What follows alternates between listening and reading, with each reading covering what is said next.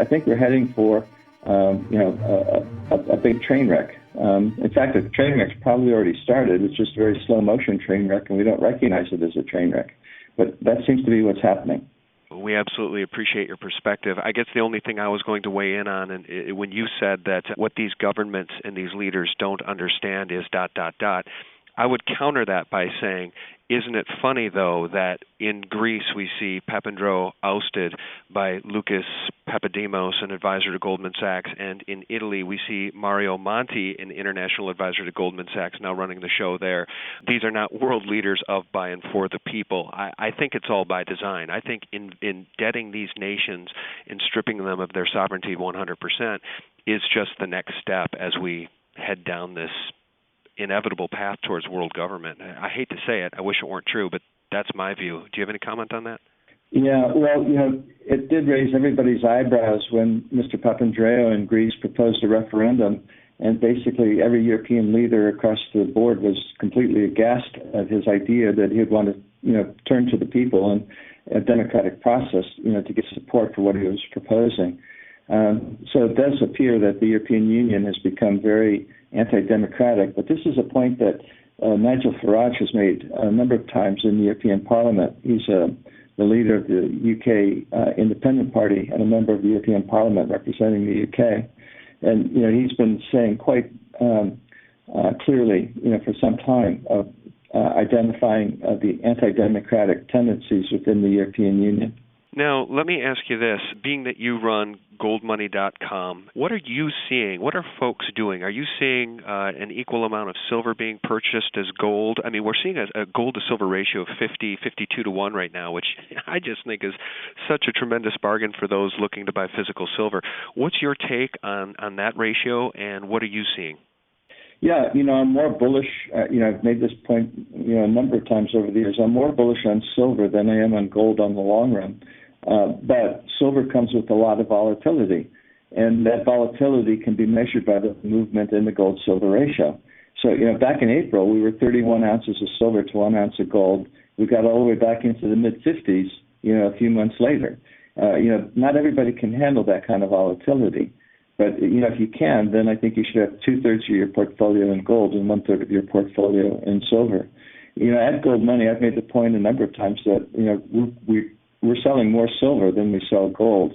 And, Eric Sprott, I listened to him in a presentation just recently where he was making the point that, mathematically, you can't just continue selling more silver than gold. He was speaking at the Munich Gold Conference just a couple weeks ago, and he had a number of different sources of, silver sales, like coin production and things of that nature, and showing that, so much silver was being sold. Eventually, mathematically, it means that the gold-silver ratio has to decline.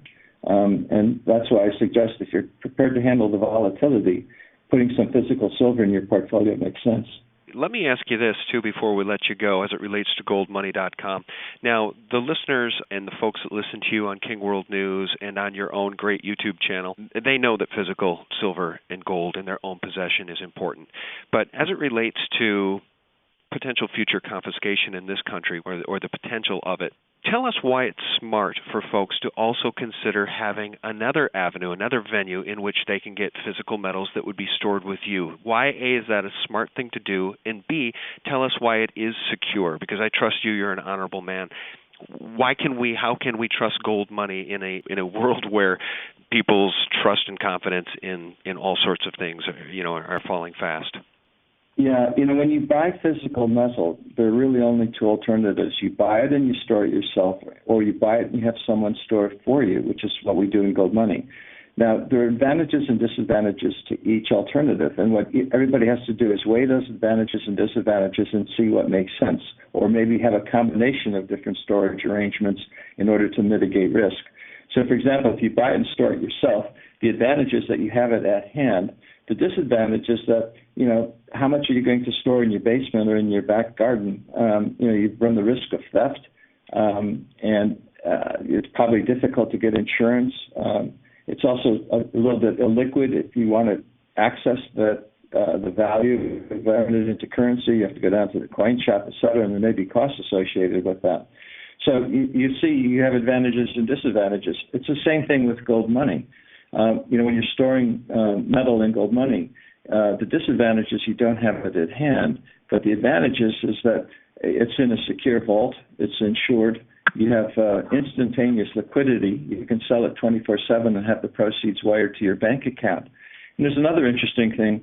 Back in 1933, when Roosevelt confiscated gold in the United States, gold that was held by Americans outside the United States was not confiscated. Whether history repeats or not, who knows? But there is a precedent, for having global storage. So what it comes down to, Sean, is I always recommend, because the future is uncertain and unpredictable, what we have to do is take steps to mitigate risk as best as possible. And one of the best ways to mitigate risks when it comes to your precious metals portfolio is to diversify it. Diversify it in as many ways as possible. Have some gold at home, but also have some gold stored that you own in, London, Zurich, or Hong Kong, which is the vaults that we offer in gold money. Yeah, and just to make the point, sir, too, it costs nothing for people to open a goldmoney.com account. Is that correct? Yeah, that's right. It's free to open, and there are no fees unless you actually have some metal in your account. But it's very inexpensive to actually store gold. It's, depending on the weight of gold that you're storing, it's 0.15 to 0.18% per annum, which is, typically for the average customer, it's less than what he pays for his monthly checking account fees. And here he owns physical metal. Right, and the reason I wanted to ask and bring that up, sir, is because the median household income in this country for a family of four is, believe it or not, $50,000 a year. So those folks are going to have a hard time acquiring gold, but certainly silver, being the common man's precious metal, is much more attainable, and that can be purchased through goldmoney.com too. So with dollar cost averaging, a year or two goes by, and you suddenly have a nice little store of silver at goldmoney.com, and I trust you, and that's why I want to bring that point home for folks. Yeah, I agree with you also about the dollar cost averaging. View gold to be a form of savings, and just savings are always a good thing, and it's a particularly good thing when you're accumulating as your savings, sound money, gold. But, one other thing, too, I suppose we should bring up, Sean, it's not just a question of trusting me. We have a very, very extensive governance procedures within Gold Money, and one of the things that we do is we have auditors every other month going through the vault and confirming that the weight of gold and silver, platinum and palladium owned by our customers is exactly what's recorded in each customer's holding. And this provides the assurances of integrity, that your gold and silver are safe, in addition to all of the other governance procedures that we're doing. These audit reports are available to everybody when they log into their holding. And I think as a consequence of these safety elements, convenience, and, the cost effectiveness, it's one reason why we're storing, or safeguarding so many assets now. We're safeguarding $2.1 billion of assets for 22,000 customers around the world. And one last thing, too, it is important to emphasize, the economics of metal purchases. One of the things that you need to keep in mind is sometimes when you're buying physical metal for delivery at home in small bars or coins, and you have to pay the middleman, the fabrication costs, and things of that nature. And that can be, fairly expensive on a small purchase, but you don't have those expenses when you're purchasing through Gold Money because you're purchasing parts of larger bars. So you have the efficiencies, but you still own physical gold. It's like a farmer who puts his corn into a corn silo. He knows his corn's there, but he doesn't know what part of the silo his corn is being stored. It's the same thing in Gold Money, but you have the audits confirming that your precious metals are safe and secure.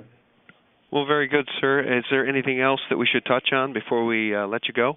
Yeah, the other thing I would say, Sean, is that, we've really got some very, very unusual circumstances in the markets at the moment. So I would be prepared for anything.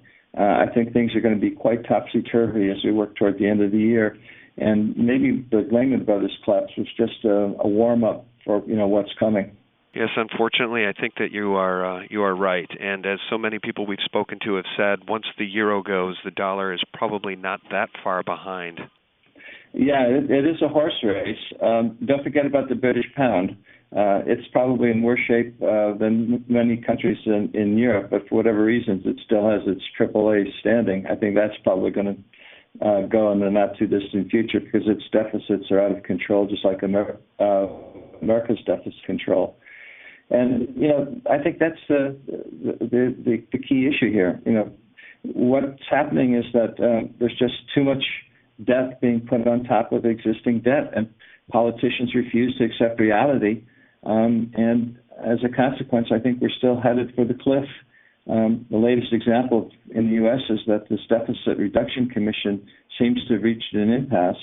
They can't even cut, deficit, what was projected for the next 10 years, let alone dealing with what needs to be dealt with, which is to cut the spending right here and now to reduce those deficits so that we don't have more money printing and ultimate destruction of the currency. But I just don't see any changes in Washington, turning the ship of state around and going in the right direction. We're still headed in the wrong way.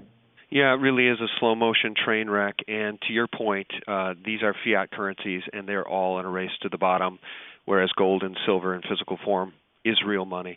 James Turk, goldmoney.com.